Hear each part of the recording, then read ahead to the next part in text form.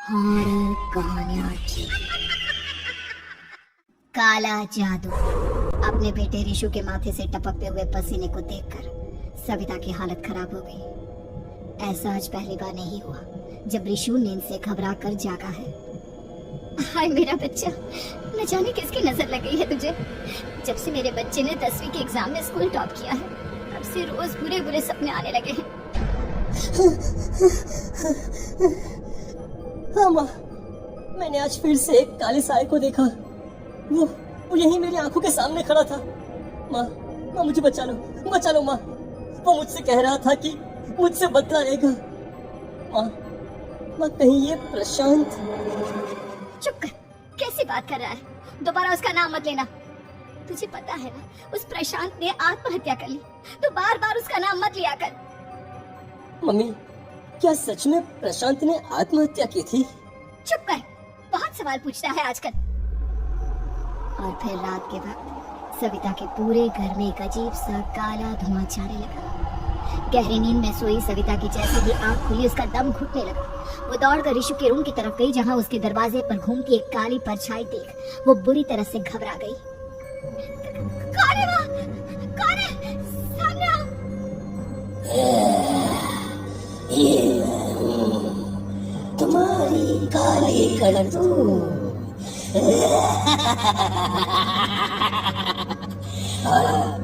अब मैं तुम्हारे बेटे को ले जाने आया हूँ। नहीं, मेरे बच्चे को छोड़ दो प्लीज। मेरे रिशु को कुछ मत करना। वो परछाई रिशु के कमरे में घुस जाती है। सविता भी उसके पीछे पीछे दौड़ कर जाती है और देखती है कि अब वो साया साफ नजर आ रहा था। वो सर से पैर तक खून में सड़ा हुआ था और उसके शरीर के सारे अंग कटे फटे। क्या चाहिए तुम्हें? तुम जो बोलोगे मैं करूंगी, लेकिन मेरे रिशु को छोड़ दो। उस परछाई ने रिशु को गर्दन से पकड़कर दीवार के सहारे हवा में उछाल दिया। रिशु जोर जोर से चिल्लाने लगा। माँ बचाओ मुझे, बचा लो माँ। ये मुझे मार डालेगा। माँ मुझे बचा लो माँ। नहीं, ऐसा मत करो। मुझे मार दो, लेकिन मेरे बच्चे को छोड़ दो। मैं तुम्हारे आगे हाथ जोड़ती हूँ। वो परछाई रिशु को जमीन पर गिरा देती है और अचानक वहाँ से गायब हो जाती है। रिशु, मेरा बच्चा, तू ठीक तो है ना? कुछ बोल बेटा, क्या हुआ है तुझे? मैं ठीक हूँ माँ। क्या हुआ था यहाँ पर? कुछ नहीं बेटा, कुछ नहीं। तू परेशान मत हो। हम कल ही गांव के बाहर जो तांत्रिक महाराज रहते हैं, उनके पास चलेंगे। ठीक है माँ, हम जल्द ही उनके पास चलेंगे। मुझे बहुत डर लग रहा है माँ। ये बार बार मुझे डरावने सपने आना, ये सब हमारे साथ क्यों हो रहा है माँ? अगले दिन सविता अपने बेटे रिशु को लेकर गांव के बाहर तांत्रिक के पास जाती है। जिस जगह पर तांत्रिक रहा करता था, वो जगह बहुत डरावनी थी। चारों तरफ कंकाल और खूब मूर्तियां नजर आ रही थी। गांव से दूर वीराने में उस जगह पर जोर से आंधी चल रही थी। रिशु ने डर कर अपनी माँ का हाथ पकड़ लिया। माँ मुझे बहुत डर लग रहा है। ये कैसी जगह है? देख बेटा, हमारे साथ जो कुछ भी हो रहा है, उसका इलाज सिर्फ और सिर्फ ये तांत्रिक महाराज ही बता सकते हैं। अब यही है जो हमें प्रॉब्लम से बाहर निकाल सकते हैं। जैसे ही सविता और रिशु तांत्रिक की झोपड़ी के अंदर पहुंचे, वहाँ का नजारा देखकर उनकी आंखें फटी की फटी रह गई। तांत्रिक की झोपड़ी के अंदर कई सारे लोग अपनी गर्दन घुमा घुमा कर जोर जोर से चीख रहे थे। कौन हो तुम और यहाँ क्यों आई हो? महाराज, मेरे बेटे को कुछ दिनों से एक डरावनी काली परछाई नजर आती है और कल रात उसने मेरे बेटे पर हमला भी कर दिया।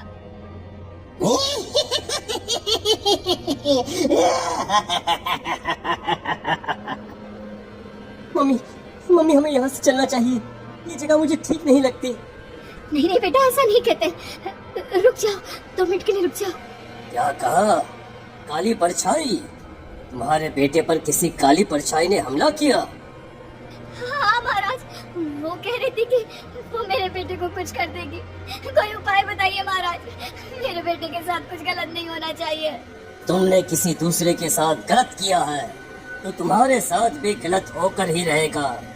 तुमने किसी की जान ली है, किसी को मार डाला है तुमने। नहीं महाराज, मैंने ऐसा कुछ नहीं किया। मैंने किसी की जान नहीं ली। मुझे कोई उपाय बताइए। लगता है तुम इतनी आसानी से नहीं मानोगी। मैं तुम्हें अभी उस काली परछाई से मिलवा देता हूँ। और वही वही सारा सच तुम्हारे सामने लेकर आएगा। हाँ?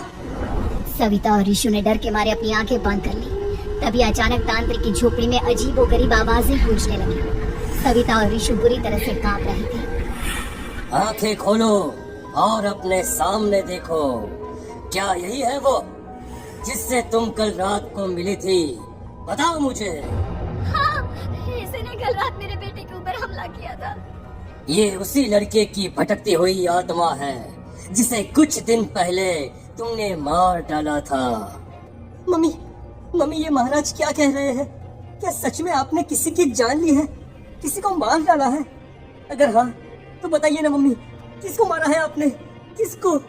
तुम्हारी माँ इतनी आसानी से सच नहीं बताएगी बेटा।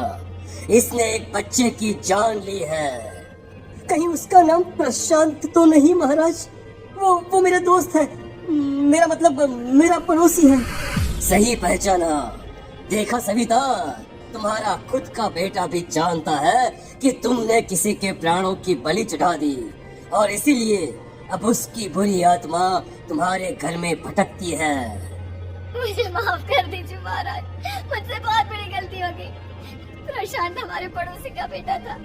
हर बार उसके नंबर मेरे बेटे से ज्यादा आते थे और इसलिए मैंने उसके कमरे के बाहर काला जादू किया था, पर मुझे नहीं पता था कि वो मर जाएगा। तुम्हारे उसी काले जादू वाली गुड़िया के अंदर एक बुरी आत्मा थी जिसने उस बच्चे के दिमाग पर बुरा असर कर दिया और उसी की वजह से उस लड़के ने अपनी बालकनी से कूदकर आत्महत्या कर ली। इसकी वजह सिर्फ और सिर्फ तुम हो, तुम। नहीं नहीं महाराज, जो कुछ भी हुआ मुझे नहीं पता था कि प्रशांत अपनी जान दे देगा। प्रशांत की आत्मा इस वक्त तुम्हारे सामने खड़ी है, हमसे बात करना चाहती है। बोलो बोलो, क्या कहना चाहते हो? मैं जीना चाहता था, बड़ा होकर कुछ बनना चाहता था। आपके बेटे से मुझे कोई परेशानी नहीं थी। अरे वो तो मेरा अच्छा दोस्त था। मुझे माफ कर दो बेटा, मुझसे बहुत बड़ी गलती हो गई, मुझे माफ कर दो। माफ करने से मुझे वापस जिंदगी नहीं मिल जाएगी। मेरे माँ बाप आज भी मेरे लिए रोते हैं। आपने मेरे साथ बहुत गलत किया है, बहुत गलत। और तभी अचानक प्रशांत की आत्मा वहाँ से गायब हो जाती है। सविता जोर जोर से रोने लगती है। सुन लिया तुमने? ये तुम्हारे अपने ही किए हुए पाप हैं जो इस तरह से तुम्हारे सामने आ रहे हैं। माँ, ये आपने अच्छा नहीं किया। सिर्फ 10th बोर्ड के एग्जाम में मैं टॉप कर पाऊँ इसलिए आपने मेरे दोस्त के ऊपर काला जादू कर दिया। नहीं मम्मी नहीं, अब हम कभी खुश नहीं रह पाएंगे, कभी नहीं। मेरे दोस्त की आत्मा को कभी शांति नहीं मिलेगी मम्मी, कभी नहीं। लेकिन मैंने जो कुछ भी किया सिर्फ तुम्हारे लिए किया। वो लड़का हमेशा फर्स्ट पोजीशन पर आ जाता था और इस वजह से हमेशा तुम्हारे मार्क्स कम पड़ते थे। मैंने तो सिर्फ उस पर एक छोटा सा काला जादू किया था बेटा। मुझे क्या पता था कि उसका ये नतीजा निकलेगा। जिस गुड़िया को तुमने उस लड़के के कमरे के दरवाजे पर लगाया था, दरअसल उसके अंदर एक बुरी आत्मा का प्रवेश हो गया था, जैसा कि अक्सर काला जादू करते समय हो जाता है। मुझे अपनी गलती का एहसास हो गया है, मैं प्रायश्चित करना चाहती हूँ। आप बताइए मैं क्या करूँ? प्रशांत के घर जाकर उस काली गुड़िया को वहाँ से निकाल कर यहाँ लेकर आओ। मैं उसे आग में जलाकर राख कर दूंगा और उसके बाद प्रशांत की आत्मा को हमेशा के लिए मुक्ति मिल जाएगी। अगली रात सविता चुपचाप अपने पड़ोसी प्रशांत के घर जाती है। प्रशांत के माँ बाप प्रशांत की मौत के बाद उस घर को छोड़कर हमेशा के लिए वहाँ से चले गए थे। जैसे ही सविता उस घर के अंदर कदम रखती है, उसका सामना अजीबोगरीब हैवानियत से भरी आवाजों से होने लगता है। ऐसा लग रहा था जैसे कोई बुरी तरह से चीख रहा। सविता जैसे ही प्रशांत के कमरे के बाहर पहुंचती है, वहाँ पर लटकी हुई गुड़िया के शरीर से खून टपकने लगता है। ये क्या हो रहा है? इस गुड़िया के शरीर से खून क्यों टपक रहा है?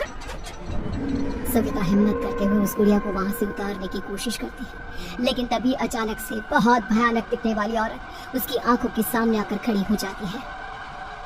मैं यहाँ से कहीं नहीं जाऊंगी और अगर तूने मुझे यहाँ से हटाने की कोशिश की तो मार डालूंगी मैं तुझे। नहीं नहीं, मुझे तुम्हें यहाँ से ले जाना ही होगा, नहीं तो मेरा बेटा, उसकी जान को खतरा है, मैं तुम्हें नहीं छोड़ सकती। अगर तुम्हारे अंदर हिम्मत है तो मुझे इस घर से बाहर ले जाकर दिखाओ। और ऐसा कहकर वो औरत सविता के ऊपर हमला कर देती है और उसे हवा में उछाल उछाल कर जमीन पर पटकती है। लेकिन तभी अचानक मौका देखकर सविता अपने हाथ में ली हुई सुई उसके हाथ में चुभो देती है। हाथ में सुई लगते ही वो औरत जमीन पर तड़पने लगती है। ये क्या किया तूने? ये क्या कर दिया? तुझे ऐसा नहीं करना चाहिए था। तांत्रिक ने मुझे कहा था कि तुझसे जीतने का सिर्फ यही एक तरीका है जिससे मैं अपने पापों का प्रायश्चित कर सकती हूँ और अपने बेटे की जान बचा सकती हूँ। और उसके बाद वो डरावनी दिखने वाली औरत एक छोटी सी जादुई गुड़िया में तब्दील हो गई और सविता ने उसे ले जाकर तांत्रिक को दे दिया। तांत्रिक ने जादुई गुड़िया को आग के हवाले कर दिया।